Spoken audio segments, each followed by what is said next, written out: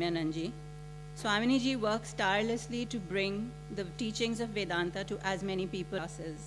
She has a selection of wonderful children's books, which are there at the bookstall at the back, if any of you want to take a look at them at the end. She also participates in residential camps and has a few camps running here during her visit. She brings the highest truth to us in her gentle manner, using language and examples that we can all relate to and that we understand the meaning of the scriptures and the relevance of it in our lives. And she does this with compassion. If you need guidance, you can count on Swamini ji to give it to you in just the right measure, whether it is any kind of clarification, inspiration, or just some advice and mentoring. We are so lucky to have both her and Sri Priya ji here with us today, and especially to have Swamini ji talk to us on this very absolutely great small text, the Nirvana Shatakam. In this composition, Bhagwan Shankaracharya's revelations of his own experience of truth become the guidelines for meditation for any seeker. Without any more explanation, I will hand you over to Swamini ji. Thank you so much.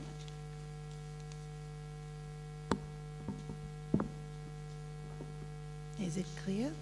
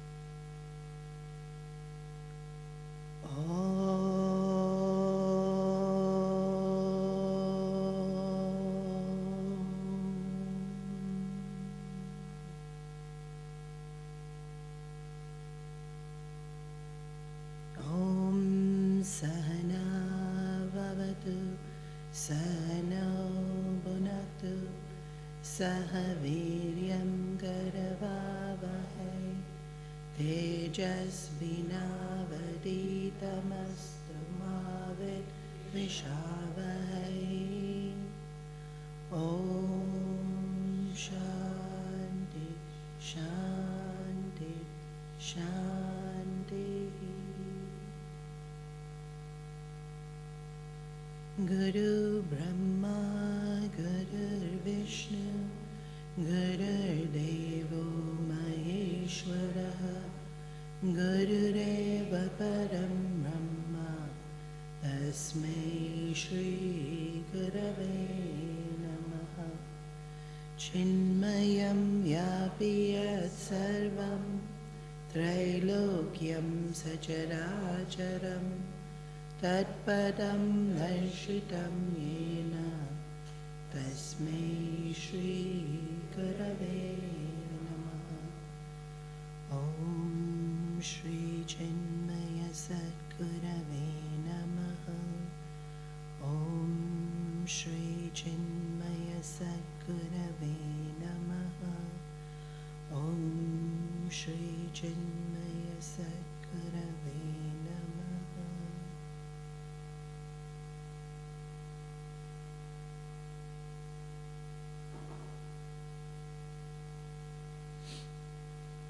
In the villages of India, they would have communal showing of movies. So everyone would come along, put out their mats, collectively join. And on one such day, a young farmer came. He was early. So he thought, I'll take a nap. He rolled out his mat, stretched, and fell peacefully asleep. Must have been a really good nap, because when he woke up, the stars were out, the moon was bright, the movie was over, and everyone had gone home. So he rolled up his mat and went back home.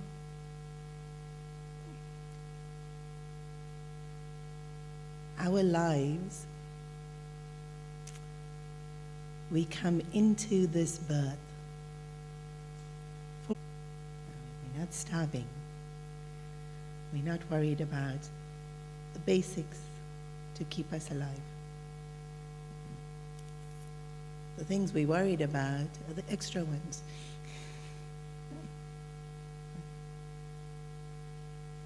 Already that's such a blessing.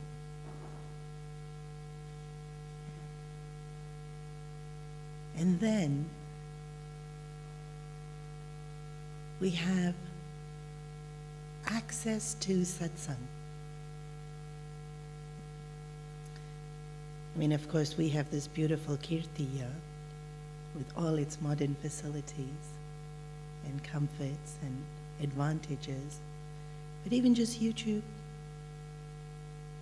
Insta, so much access we have to this knowledge. And yet, there's so much need for this knowledge. Already it's such a blessing that we have it and we have access to it. And why? Why are people still not finding their answers, not feeling the peace, contentment, love, fulfillment that they want to feel?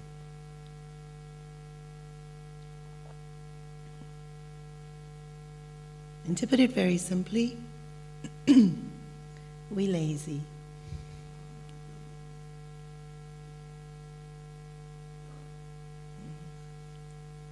Because absolutely everything requires effort and work. You know, sometimes new city, so a little bit entertainment of walking around. How much effort to make that one cup of coffee? It's like such a process. Preparation required. Please come. I can't come. I have a dinner or a wedding or a party that night. It's at night, right? The talk's in the morning. No, you don't understand. So much preparation. Everything requires preparation.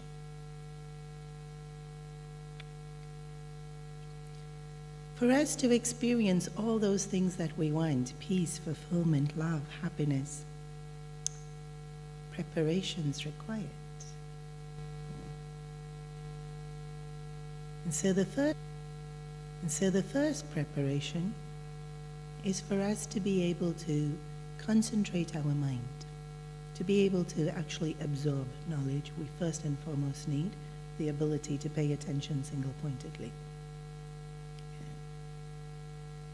Today's world, that's a challenge. It was always a challenge, and then it became more challenging with our wonderful gadgets distracting us. And so more effort to stay single-pointed. I'll give you an example of everyday single-pointedness sadhana that we can do. I'm guilty of this all the time. I have a particular message that I need to send to someone.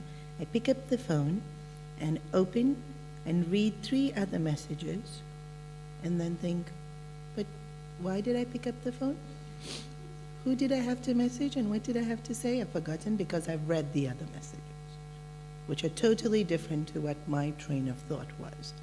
Although every single one of us know I can pick up the phone, send my message, and then read everything else. But we don't. We get so easily distracted.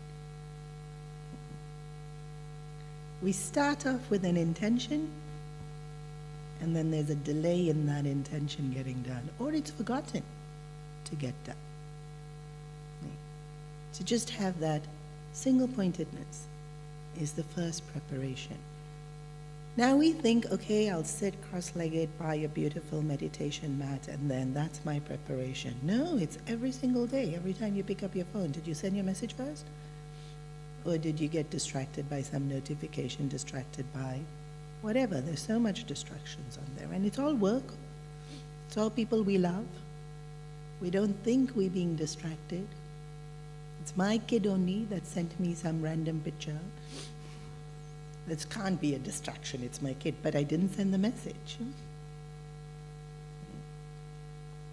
So, preparation all through the day, so that when I do finally sit on my fancy meditation mat and close my eyes, there's hope of meditation happening. Because mostly when we close our eyes, sleep happens. Or daydreaming happens. We either multi-pointed and thinking so many different things, or we zero-pointed and have gone into sleep. Concentration. This preparation isn't a one-off. If we go back to the whole beauty routine preparation, or the fashion routine preparation, or the coffee routine preparation, we don't do it once. It's ongoing. Every day, sometimes several times a day. And so, the single-pointedness of mind, this preparation, practice, getting ready, is ongoing all throughout the day. Then the second preparation we need is to purify the mind. Because the more concentrated we get, the more powerful the mind gets, the more powerful we are. Power does an interesting thing to us. And power doesn't mean necessarily even power over other people, even just power in the sense that now I can.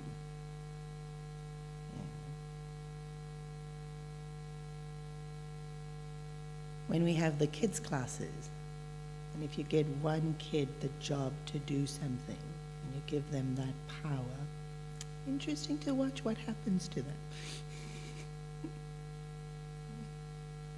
So naturally, power does that to us. So the very closely second thing we have to do is purify the mind. Purify means to make sure we maintain our humaneness.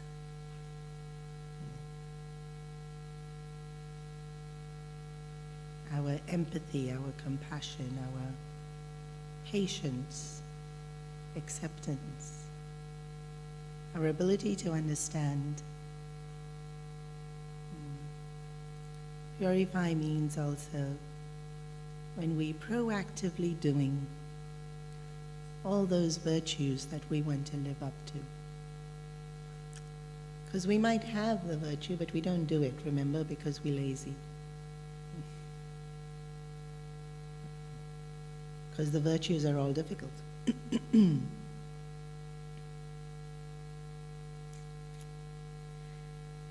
And traditionally, after doing those two, only you can step through the door to come to learn spirituality. Those two have to be done first, huh? We don't even go to Guru until this is mastered. Of course, this is Kali Yuga.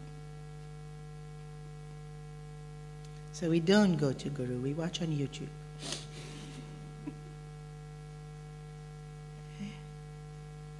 So then we have the most basic, it's not a problem, stage, is I don't know. I want to meditate, I don't know how to. I want to control my anger, I don't know how to. I want to understand the scriptures, they're all in Sanskrit. I don't know. Right? So the very, it's like I said, it's not a challenge, it's just the stage we get to. We get to I don't know even before we purify and concentrate the mind, because we didn't know then also. And then we try to solve I don't know without the preparation. then we do know, but it doesn't work because we didn't do the preparation. So we solve I don't know, and in the spiritual journey we call this Shravanam, by listening. We listen to scriptures, listen to satsang. Shravanam is incredibly powerful. If the mind is already prepared, Shravanam is all that's required. Just listening. And in the Upanishads, the student comes to Guru, Guru says one sentence, done. Because preparation was already done in continuous everyday life efforts of purifying the mind, concentrating the mind. I didn't give an example of purifying the mind. I gave example of concentrating the mind. Example of purifying the mind in everyday life is, there's many. Something as simple as to let someone finish speaking before I speak. Why? Because, of course, what I think is so important, and it doesn't matter that you haven't finished telling me what you think, and I want to tell you what I think. And, of course, what I think is better than what you think and more right. So it doesn't matter what you think, you're me. Or it just could be, that wanting of attention, and so what you're saying is beautiful, but give me attention. And so it could be like, so when I understand whatever my motive is, that's turning my attention more to me than another person, the exercise of purifying my mind is allowing the attention to be on someone else. Like, this is not even immense selflessness of give away all your wealth. No, this is just let them finish talking. Everyday activity of purifying the mind, but when I'm doing it consciously, deliberately, to understand that they are as important, what they're saying is as important, and maybe if not important, it's okay, I can still listen to it even if it's not important. Because purifying my mind is important. And so, like I said, that's one example. There's many things we can do throughout the day to prepare us in concentrating our mind, purifying our mind, and then Shravanam, to listen. To listen with the intent to understand. Because we can listen just curious. We can listen because there's nothing else to do. But listening with the intent to understand is Shravanam.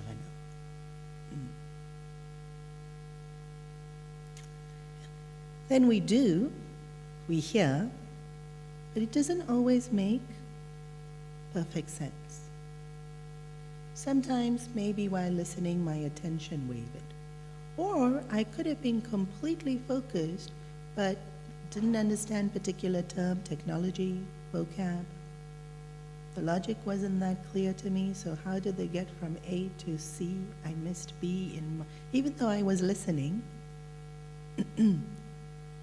So I don't always understand what was said. And how will I know? If I can repeat it to someone else in a way that they understand it.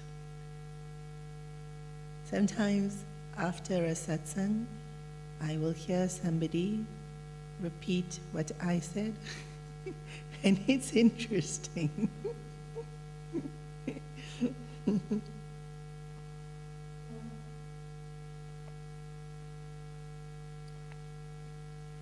How we listen with filters.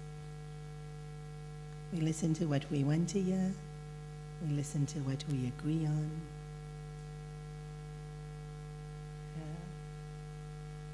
We listen to it in a way which we already know.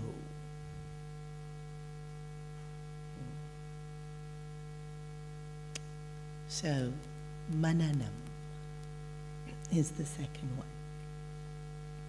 After listening, to churn, contemplate, but to churn what was said.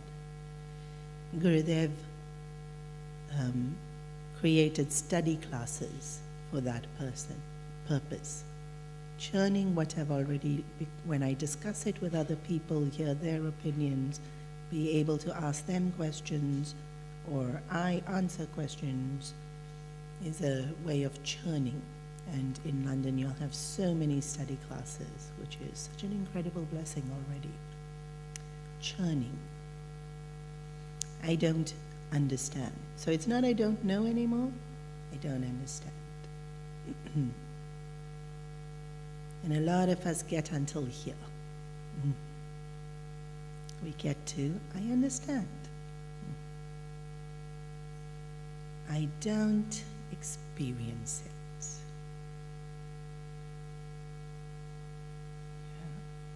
So frustrated. I came for the class, I understood it, but I'm not feeling that. And this is meditation. Yeah. To be able to feel it and experience it, nididhyasana. So to solve I don't know, shravanam. To solve I don't understand, mananam. To solve I'm not experiencing it, nididhyasana, meditation. But all three of these require preparation. Shravanam requires preparation because we don't always hear correctly or wholly, rather. We do hear, but we don't hear all of it in the import of which it is said. What was the preparation? Purifying the mind, concentrating the mind. Mananam requires preparation. Because sometimes we'll get to the discussion group and we'll keep arguing, no, it's like this. Yeah. Even then, purity of mind. Because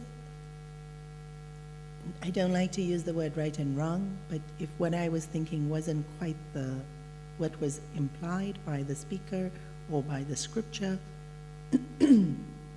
purity to be able to let go of my pride or my sense of worth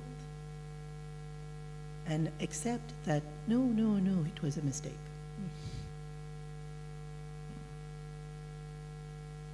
Purity, and it's serving me. Usually we think purity is me being nicer to everyone else, but purity serves me. Because my pride makes me so stubborn that this is the way it has to be seen or done. And then it may not be. So purity lets me let go of that insistence. I'm not feeling bad, I'm not feeling insulted, I'm not feeling ashamed, I'm not feeling purity. Otherwise somebody says something contrary to me and I'm like, how dare you?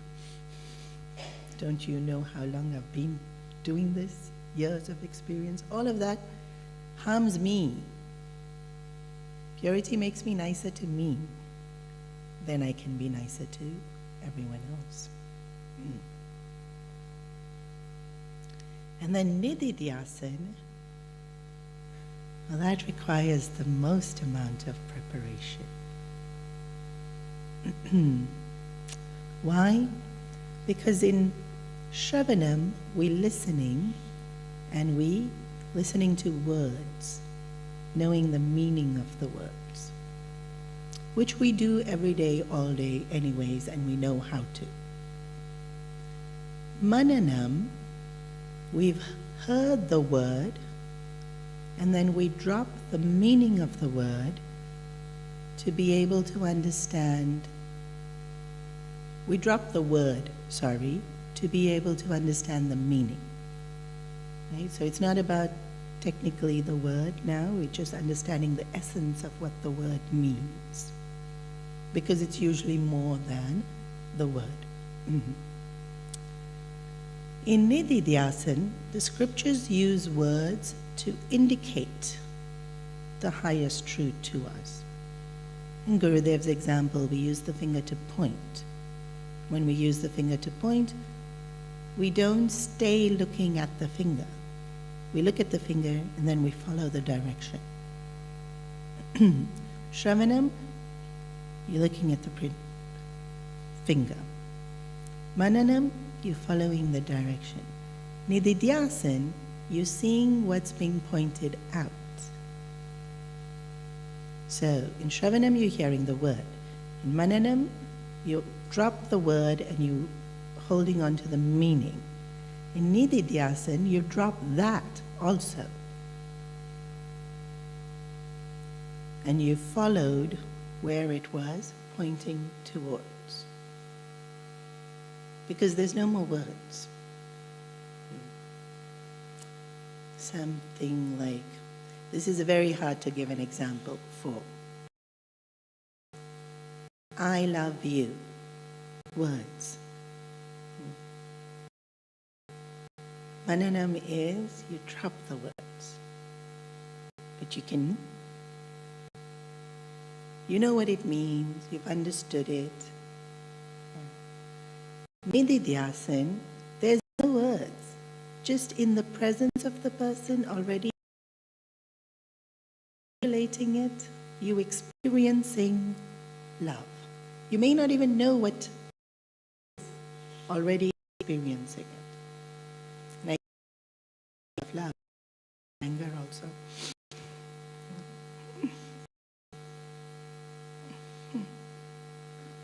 So, Shivoham, Shivoham is the chorus of the Nirvana Shatakam words. Shravanam. Mananam, what are we going to be doing? Well, Mananam together on the meaning of those words. But Nididhyasan. You look in that direction and actually see what's being pointed out. Nididhyasan needs a amount of preparation. Shravanam, I can hold on to a word, it's easier. Even to expand the idea, we've had a concept, the subject. We're able to understand the more wider implication of something. This letting go of all of it, we haven't had enough. And so more preparation required for Nididhyasan. And so the preparation that's required is what the format of that scriptures, which is echoed all through Nirvana. Negation first. Letting go first. Negation is I am not. And this is the format of all Vedanta. I am not body, not mind. And so we should start on the first verse. Manu buddhya hankara chittaninam. Manu buddhya hankara chittaninaham. Na cha shrotra jihve न च घ्राणनेत्रे न च श्रोत्रजिह्वे न च घ्राणनेत्रे न च व्योमभूमिर्न तेजो न वायुः न च व्योमभूमिर्न तेजो न वायुः चिदानन्दरूपः शिवोऽहं शिवोऽहं चिदानन्दरूपः शिवोऽहं शिवोऽहं शिवो चिदानन्दरूपः शिवोऽहं शिवोऽहम् Chidananda Rupa Shivoham Shivoham.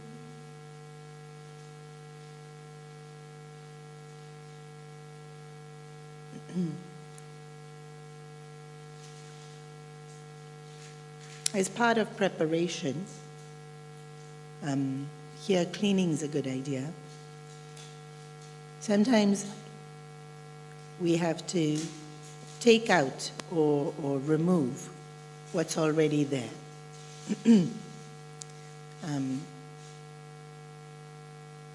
So,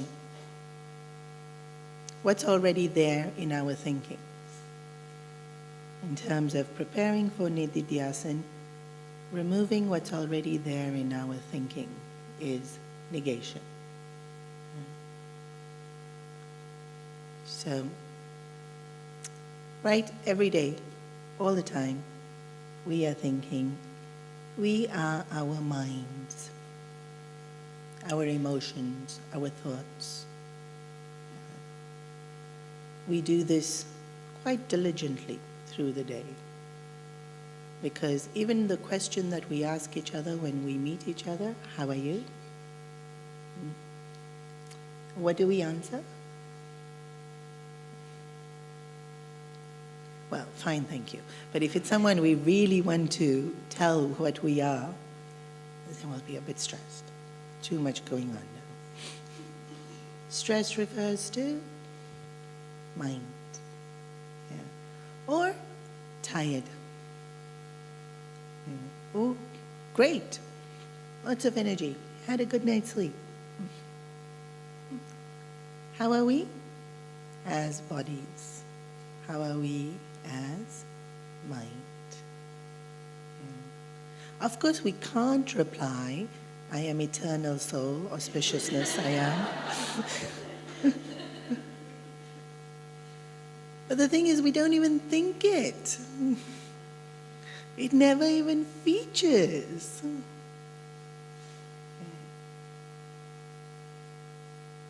Sometimes after listening to satsang, how are you? Blessed.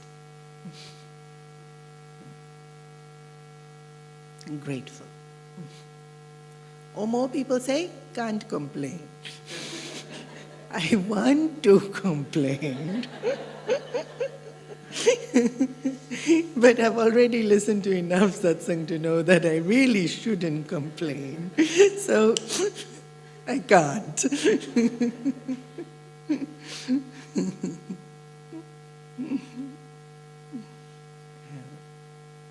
So quickly, when we're replying, how are you? Like if we really honestly replying it, goes to body, but more often than not, it goes to mind.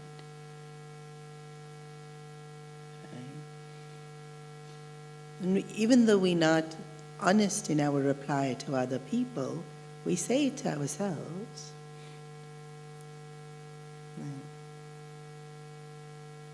Not content, not feeling challenged, feeling distracted. Very often, actually, answer to how are you is distracted, confused.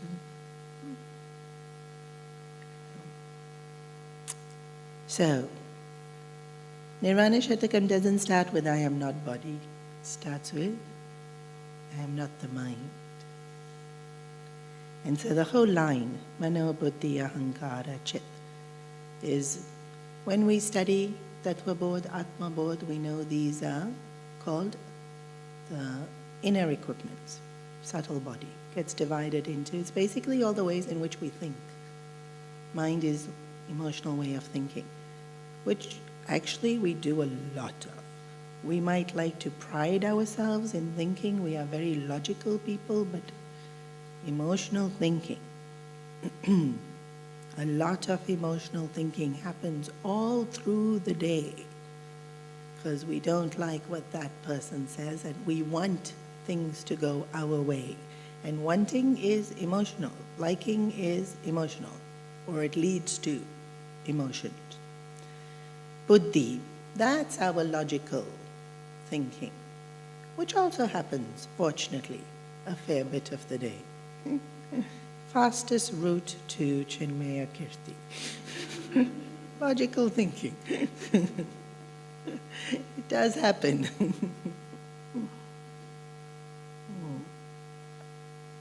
How to optimize using certain gadgets, resources. We do use buddhi often enough. Chit.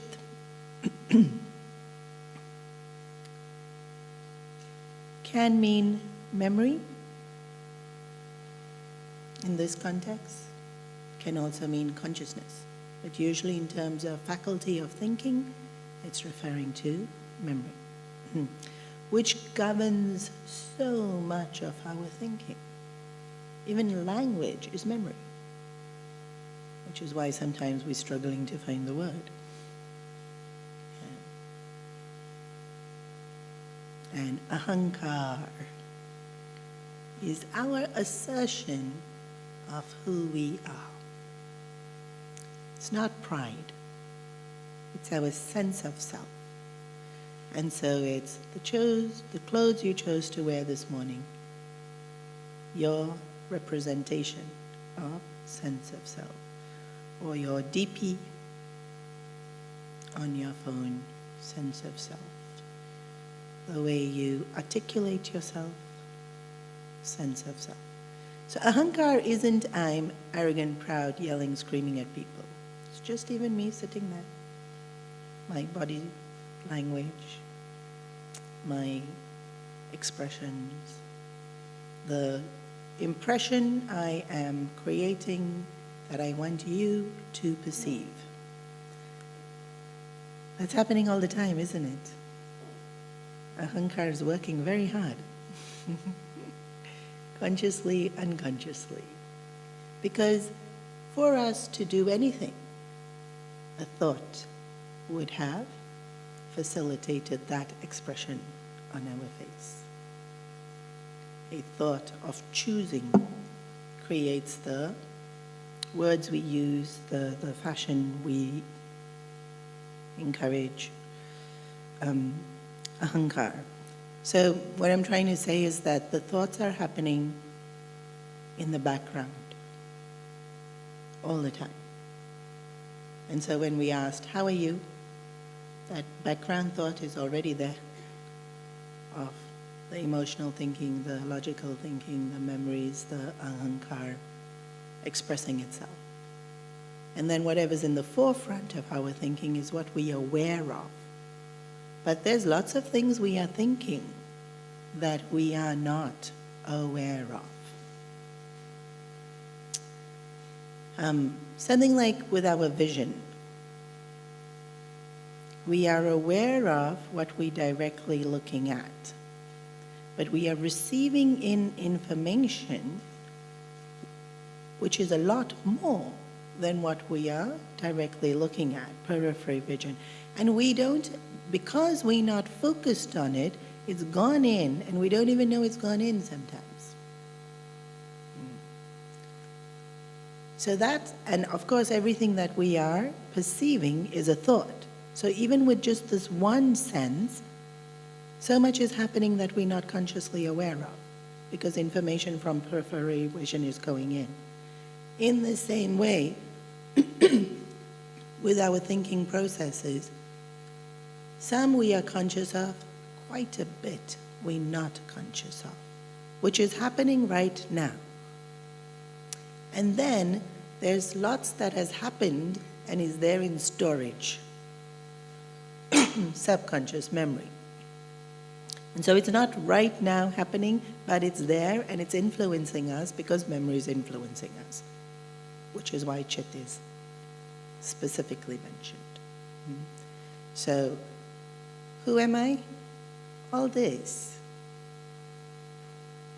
It's not one thought, I'm not one thought that I'm thinking right now. There's so much. It's a highway.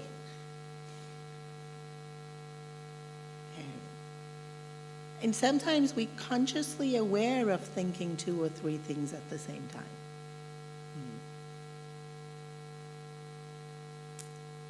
But we're not consciously aware of the 8, 9, 10 things. Yeah. So, preparation is to be able to see it, know it's there. Because I'm not able to remove it if I don't know it's there. And so that quietness of mind to be able to see all that is there in my mind is nididhyasa.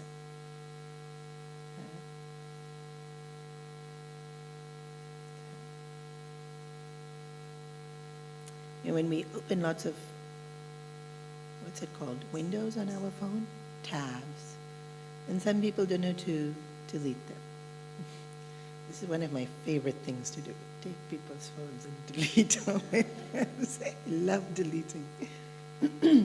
Sometimes we don't even know it's there. And we don't know it's using up battery, causing lags. In our gadgets, that's what happens. It causes lags. Same thing happens in our minds. It's using up energy. We're getting tired. We don't even know it's happening because we're not even consciously aware of those thoughts. And it causes lags. Lags means I lose my alertness or vibrancy, my creativity, depending on the situation, depending on the different kind of thoughts that are there in my mind. Nididhyasana is this ability to be quiet, to even see all of it, and then I will very instinctively, naturally let it go. So that thought is now no longer, sometimes it's not required. A lot of times it's not required. And so it need not take space. Empty, empty, empty. Negation is emptying, letting go. Why? So that space can be made. Even though our mind is not a physical thing, we can still think about it in terms of space. It's filled up. Right now, filled up with all these thoughts that we don't even know are there.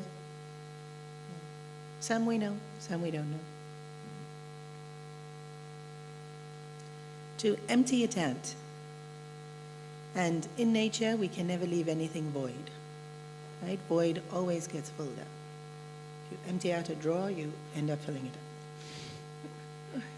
Just nothing stays void. Even in space, nothing stays void. It gets filled up. Space literally grows to fill up void. It's very fascinating at the quantum physics level, but we'll stick to mind. And so assertion in the process of nididhyasana is Chidananda Rupaha Shivoham Shivoham. I'm going to very quickly do the 2 lines that I didn't do. I'm not going to be able to go into the details of the verse, words, but we'll cover the essence of the verse. Na shotra jifwe, na krana netre is referring to the sense organs. So I'm not the thinking processes in the mind, nor am I the eyes, ears, nose, tongue, or the sense of sight, sense of hearing. And they linked in because our senses bring information into the mind. So senses, and then it becomes mind. So I've negated mind, but I've also negated the avenues with which the information comes into our mind. And we underestimate how much we associate with the senses. Right? Every time we're looking for food, which is how often? And that's me identifying with taster. Who am I? Taster. In search of food. Well, not food, taste. because I'm not in search of nutrients.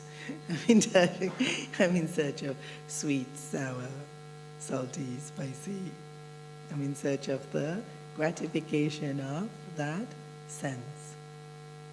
Or music, right?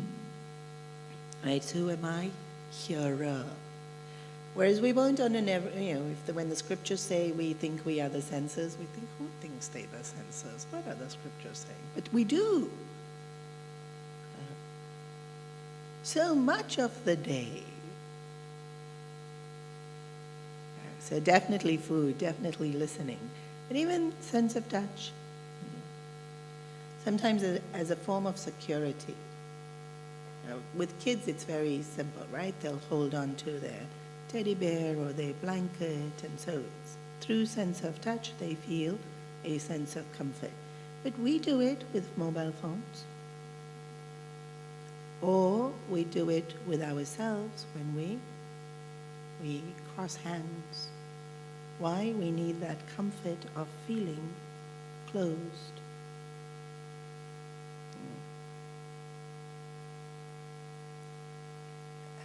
The scriptures have given a very wide way of saying it. The implementation of it is in such small ways in our lives. And sometimes people play with hair. This is touch. And this need too. Because it gives me distraction, comfort, whatever. Right? So sense of who am I? Usually I am thinking I am mind. Linked in with sense organs. Right. Identifying strongly with feeler, taster, hearer. If you don't think you identify strongly with hearer, when we're listening to gossip, we're very strongly identifying with hearer. Yeah. Navyomi, Nabhumi, Natejo. So it's gone in reverse order. It's the senses are created from the 5 elements: space, air, fire, water, earth. And then the senses collect information to make our mind.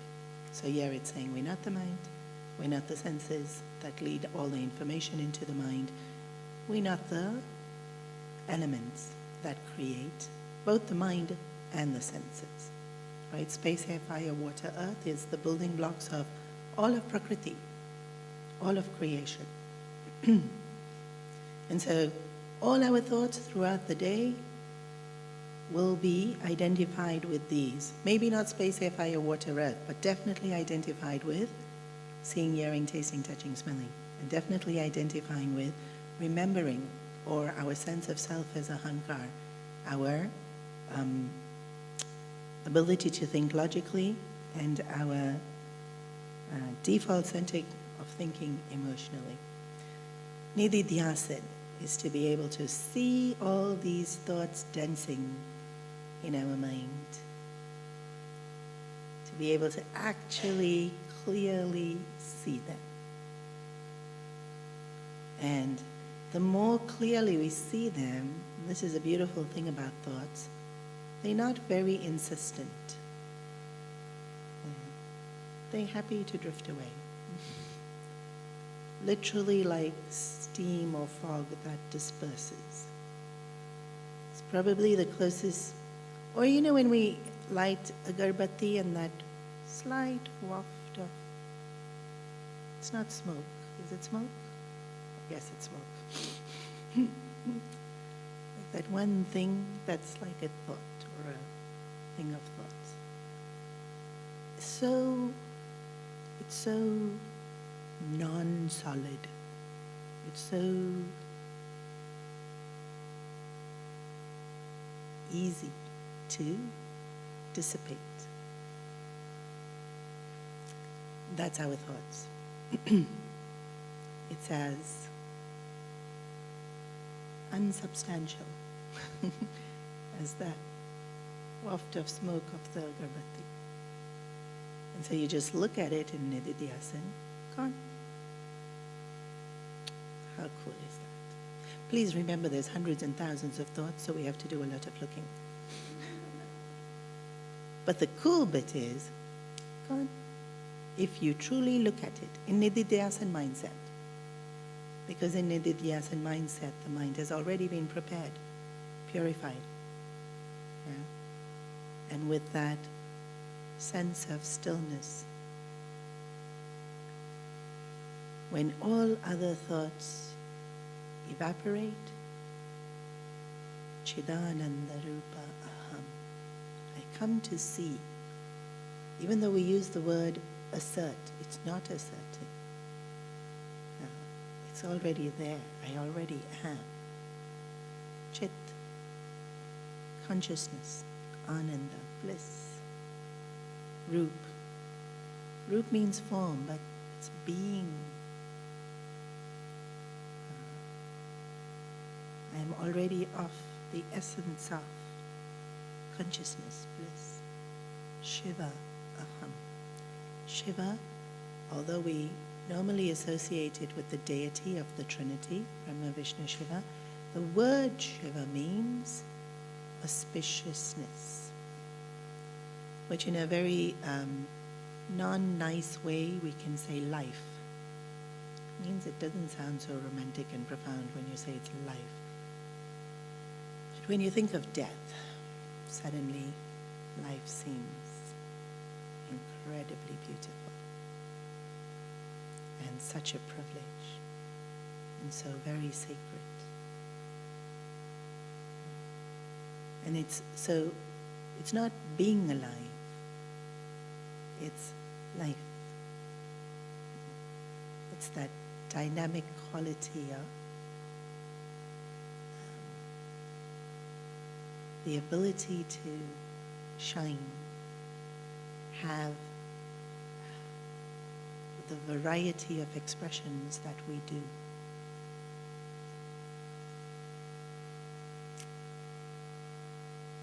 It's, when someone genuinely smiles, then they're smiling with their eyes and their whole face. That ability that those same eyes can be so non-eventful, but when they smile can light up. That lighting up is Shiva. It's also Chit, synonymous, but it's Shiva. That whole face transforming into beauty and joy of a smile is auspiciousness. And that's already who I am. But I'm not experiencing it because there's these layers and layers and layers of mana, buddhi, chitta, hankar, senses. And so to first remove and then to see what is already there happens in the seat of meditation. So we've just made a start, and this is really just a taste of the depth and beauty of Nirvana Shatakam. But we'll pause here and I'll hand over to Monica.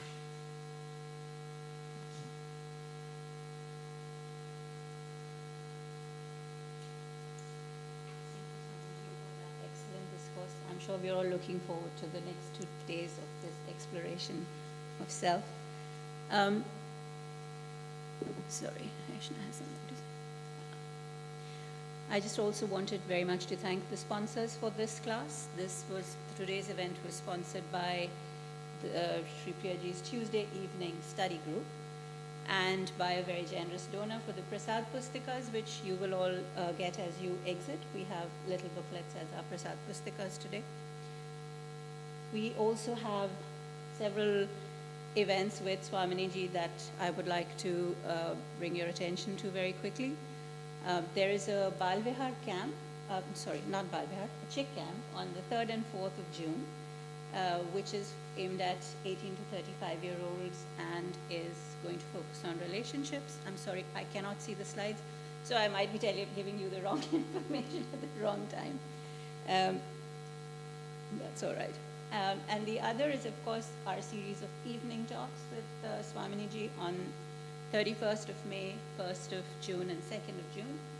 Those are on spiritual secrets to happiness, and we very much hope you'll be able to join us on those evenings for that talk. There are a couple of other events, but I'm told that these are already subscribed, so I will not go into those. But thank you very much for joining us, and we look forward to having you here again tomorrow and day after. Hari Om, everybody. Can I? Sure. Can I just check with you?